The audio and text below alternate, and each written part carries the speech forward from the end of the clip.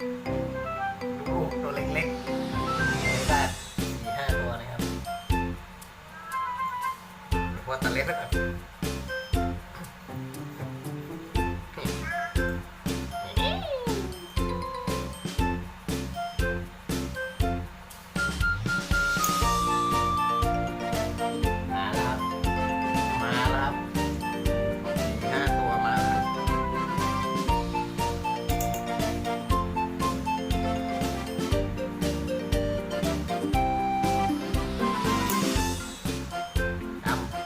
หาพ่อกันเร็วเดี๋ยวก่อนพ่อตัดเล็บให้ก่อนพ่อมาพ่อฟังหมดแล้วทุกวัน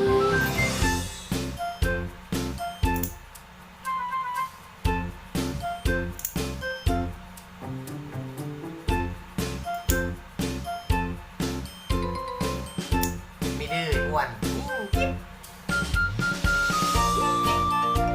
กินนอนอย่างเดียวเลยวันอย่างเดียวกินนอนคนละเบาๆ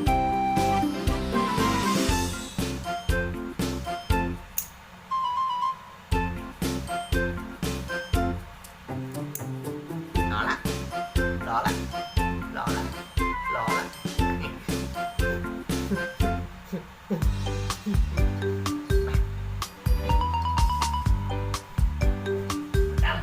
ดำมาบ้างขอตัดเล็บให้ก่อนขอตัดเล็บก่อนตัดเล็บให้หนูก่อนจมูกยาวเลยโซฟาโอ้ขาดไปละ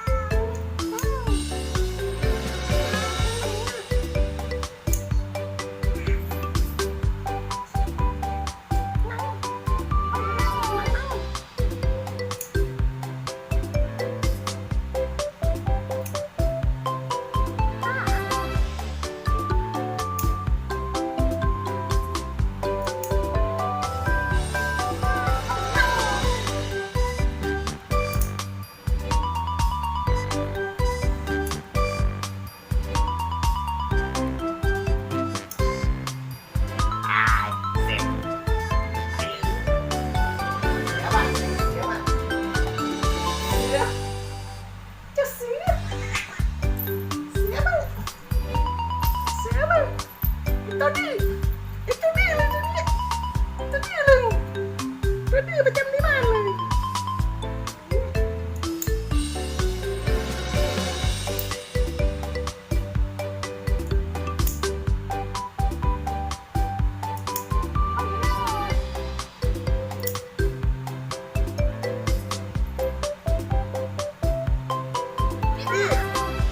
เสียดื้อ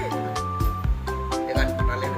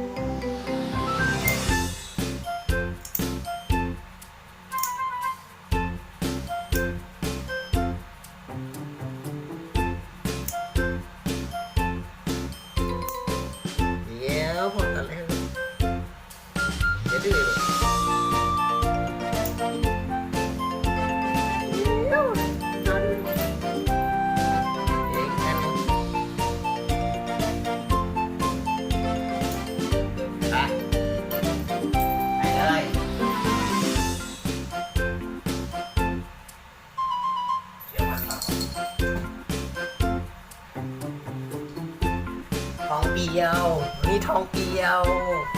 ขาดื้อเหมือนกันตัวนี้พอดูเล็บอ่ะเล็บหนูยาวละตัวเล็บยาวกิ๊กเลย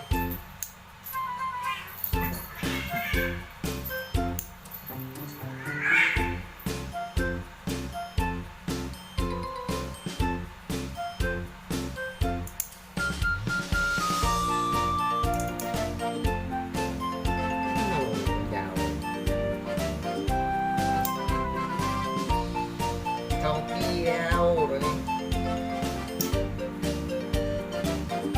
อย่าดื้อเลยนะอย่าดื้อเลยหนูว่าดื้อมากๆ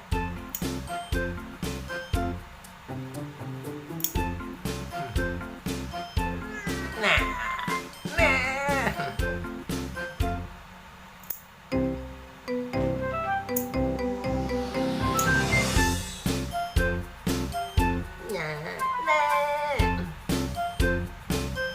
ขี้ดื้อเบียวขี้ดื้อทองเบียวขี้ดื้อ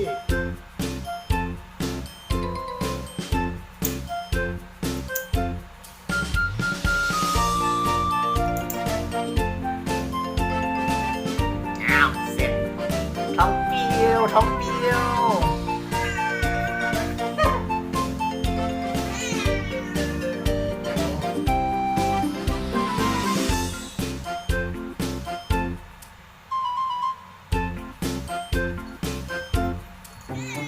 เฮ้ยนำโชคตัดแล้วนำโชคเล่นกล้องเลยเล่นกล้องกับพ่อเลยนำโชคตัดแล้ว